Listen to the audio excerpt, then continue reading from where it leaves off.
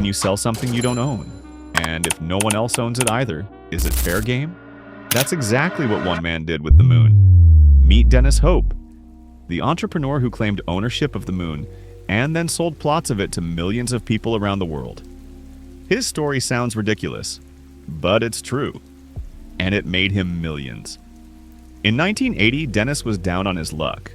While reading the 1967 Outer Space Treaty, he spotted something strange.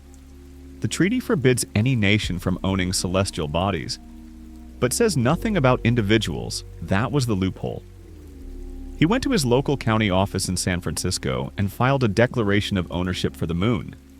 Then he mailed documents to the UN and the US government. When no one replied, he took that silence as approval, and just like that, he launched Lunar Embassy, a business selling deeds for land on the moon. Each buyer got a printed certificate, lunar map with coordinates, and a copy of the Lunar Constitution. For $19.99 per acre, you could own a plot on the moon. No permits, no travel required. People bought it as a joke, a gift, a collectible, but they bought it, and they kept buying. Dennis expanded the idea. Mars, Venus, Jupiter's moons.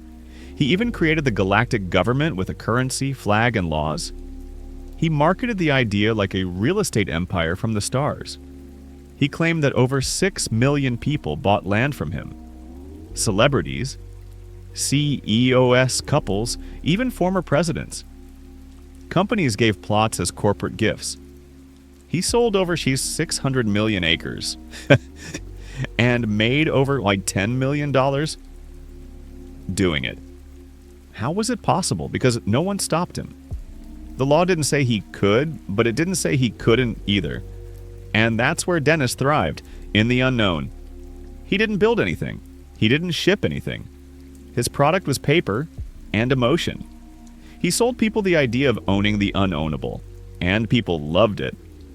He used legal ambiguity, brilliant marketing, and just enough charm to turn the impossible into profit. You couldn't live on your lunar land, but you could hang the certificate on your wall. You could tell your friends, you could believe, even for a moment, that you owned a piece of the moon. So what can we learn from Dennis? 1. If there's a gray area, there might be a gold mine. 2. People buy emotion before logic. 3. Packaging a dream can be more powerful than selling reality. Dennis Hope didn't go to space.